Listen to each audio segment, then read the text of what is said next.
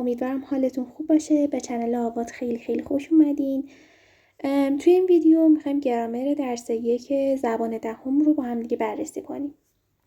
گرامر این درس درباره فیوچر تنس یا زمان آینده است که به 2 صورت توی کتاب بررسی شده. یکی به صورت آینده ساده و یکی آینده قصدی، یعنی با ویل و to be going to.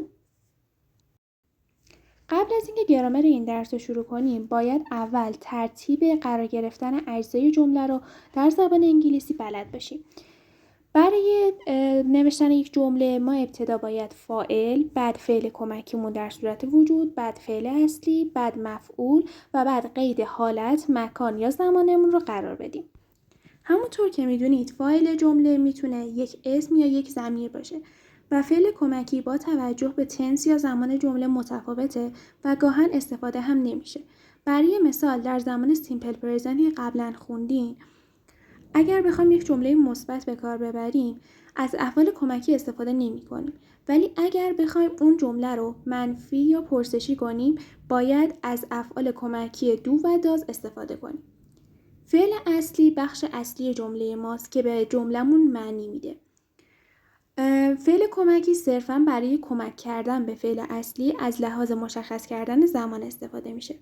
بعد از فعل اصلی باید از مفعول و قید حالت، مکان و زمان که به طور خلاصه همز میگیم استفاده کنیم، که البته یک جمله ممکنه که قید یا مفعول نداشته باشه.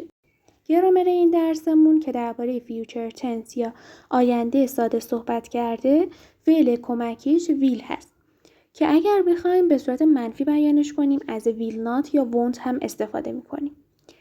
برای مثال بیایید اجزای جمله اول رو مشخص کنیم. Sarah will buy a new house next year. سارا همون فاعل یا سابجکت جمله است. will همونطور که گفتیم فعل کمکی، buy فعل اصلی، a new house مفعول و next year قید زمانمونه.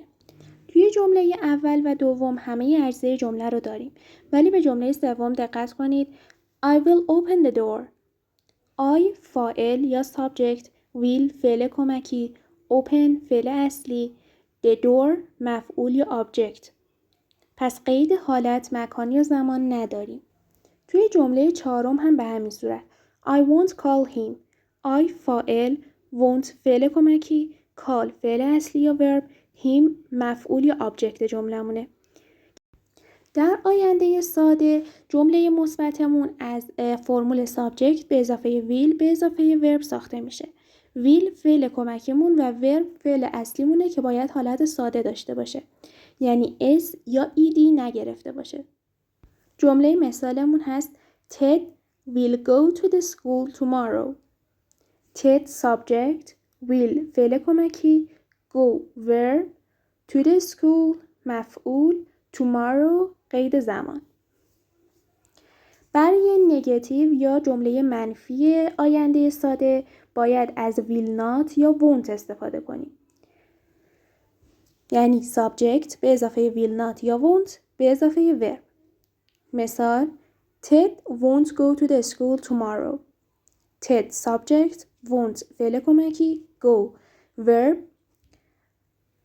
to the school object یا مفعول، tomorrow قید زمان. برای ساخت جملات پرسشی با استفاده از آینده ساده باید از فرم ویل به اضافه subject به اضافه verb استفاده کنیم. برای مثال Will Ted go to the school tomorrow؟ آیا تد فردا به مدرسه خواهد رفت؟ برای ساخت WH question هم اول باید WH مورد نظرمون رو قرار بدیم، بعد از ساختار ویل به اضافه سابجکت به اضافه ورب استفاده کنیم که در واقع همون ساختار yes no question هستش، با این تفاوت که داخل جملات پرسشی WH question باید اون بخشی که درباره سوال میپرسیم رو از جمله حذف کنیم. برای مثال ما اومدیم درباره زمان رفتن تد به مدرسه سوال پرسیدیم، پس میایم تومارو رو از جمله حذف میکنیم، بعد ساختار yes no question رو بعد از WH question مناسبمون یعنی when که درباره زمان میپرسه قرار میدیم. When will Ted go to the school؟ حالت دیگه‌ای که میتونیم درباره آینده صحبت کنیم استفاده از فرم to be going to هستش که این قسمت داخل سی آلسوی کتابتون اومده. و از افعال to be به اضافه going to استفاده میشه. افعال to be am, is و are هستن. am برای I، is برای she، he و it، are برای you، we و they. برخلاف ویل که برای همه ضمایر یکسان بود و فعل کمکی ویل رو استفاده می کردیم، برای to be going to باید با توجه به ضمیرمون افعال to be مون رو انتخاب کنیم. برای ساخت جملات مثبت در آینده قصدی باید از فرم subject به اضافه am is are به اضافه going to به اضافه فرم ساده verb یا فعلمون استفاده کنیم. برای مثال we are going to travel to Paris. we subject are فعل to be متناسب با سابجکتمون، going to به اضافه travel یعنی فرم ساده verb و to Paris هم که میشه قید مکانمون. اگر بخوایم همین جمله رو برای یک ضمیر دیگه مثلا he استفاده کنیم، برای he باید فعل to be مناسب خودش رو انتخاب کنیم که is هستش، یعنی he is going to travel to Paris. و اگر بخوایم با ضمیر I بگیم I am going to travel to Paris. برای ساخت جملات منفی آینده قصدی باید از فرم subject به اضافه افعال to be به اضافه not به اضافه going to به اضافه فرم ساده فعلمون استفاده کنیم. مثال we are not going to travel to Paris یا I am not going to travel to Paris یا she is not going to travel to Paris. برای ساخت جملات پرسشی yes no question برای آینده قصدی باید از فرم فعل to be به اضافه subject به اضافه going to به اضافه فرم ساده فعل استفاده بشه. برای مثال Are we going to travel to Paris? Are you going to travel to Paris? Is he going to travel to Paris? برای WH question هم مثل همیشه WH مناسبمون رو انتخاب میکنیم، اول جمله مینویسیم و ادامه جمله رو yes no question قرار میدیم. البته باید دقت داشته باشیم که حتما اون بخشی از جمله که درباره سوال پرسیدیم از جمله حذف بشه. برای مثال به حالت مثبت جملهمون دقت کنید. We are going to travel to Paris. اگر بخوایم درباره قید مکانمون یعنی تو پاریس سوال بپرسیم باید از WH where استفاده کنیم. پس where رو اول جملهمون قرار میدیم، بعد yes no question رو قرار میدیم و اون قسمت جمله که درباره سوال پرسیدیم یعنی تو پاریس یعنی قید مکانمون رو از جمله حذف میکنیم و بعد هم علامت سوال قرار میدیم که میشه where are we going to travel یا where is he going to travel یا where are you going to travel. حالا که ساختار آینده ساده و آینده قصدی رو یاد گرفتیم میخوایم تفاوت‌هاشون رو بدونیم. از هر دو فرم یعنی آینده ساده و آینده قصدی میتونیم برای صحبت کردن درباره آینده استفاده کنیم. با این تفاوت که آینده ساده یا ویل عموماً برای بیان یک تصمیم ناگهانی و لحظه‌ای، یک عملی که دست خودمونه یعنی یک عمل ارادی، یک حقیقت ثابت شده یا یک پیشبینی استفاده میشه و جمله مقدمه هم معمولا نداره. اما آینده قصدی یعنی فرم to be going to برای صحبت کردن درباره یک کاری که از قبل دربارش تصمیم گرفتیم یا یک پیشبینی که مدارکش جلوی چشممونه و داریم میبینیم استفاده میشه و معمولا همراه با یک جمله مقدمه یا شاهد میاد. مثلا وقتی که میگیم it will rain باران خواهد بارید ما در واقع پیش بینی کردیم که در آینده بارون میباره ولی هیچ مدرکی برای اثباتش نداریم. ولی وقتی که به آسمون نگاه میکنیم و آسمون ابریه میتونیم نتیجه بگیریم که ممکنه که بارون بباره. حالا یه مدرک داریم. حالا که میخوایم درباره‌اش صحبت کنیم باید از فرم to be going to استفاده کنیم. پس میگیم the sky is cloudy. It is going to rain.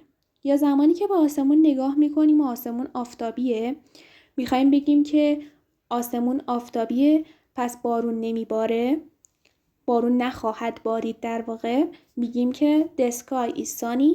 It isn't going to rain.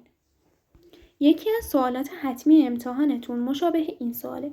به این صورت که جمله بهتون داده میشه، بخش فعل خالی میمونه و فرم ساده فعل داخل پرانتز داده میشه و ما باید جای خالی رو با شکل صحیح فعل داخل پرانتز پر کنیم. به جمله اول نگاه کنید. We فعل بوده buy a car soon. We don't have enough money. ما الان پول کافی نداریم. جملمون simple presentه. حال ساده. ما الان پول کافی نداریم. We are going to buy a car soon. جمله دوم که به همون داده شده در واقع یک جمله شاهده. میگه که ما الان پول نداریم. پس در آینده ماشین خواهیم خرید. وقتی که جمله شاهد داشتیم از ساختار آینده قصدی یعنی to be going to استفاده می‌کردیم. پس میشه We are going to buy a car soon. On Sunday morning I با فعل visit my grandmother. میخوایم بگیم که یک شنبه صبح من مادر بزرگم رو خواهم دید. On Sunday morning I will visit my grandmother. فعل جمله سوممون not be به معنی نبودنه. میخوایم بگیم که او فردا اینجا نخواهد بود. در واقع داریم پیش بینی میکنیم. پس باید از ساختار will استفاده کنیم. She will not be here tomorrow. Joe is free tonight. این جمله مقدممونه. جمله بعدیمون he با فعل go to theater. وقتی که یک جمله مقدمه داشتیم باید از ساختار to be going to استفاده میکردیم. در نتیجه Joe is free tonight. He is going to go to the theater. جمله آخر رو شما بگین. از چه ساختاری باید استفاده کنیم؟ will یا to be going to؟ ممنونم که تا اینجا ویدیو منو همراهی کردین. برای ویدیوهای بیشتر کانال یوتیوب رو سابسکرایب کنید و داخل کانال تلگرام هم جوین بشید تا از کویزهای روزانمون استفاده کنید.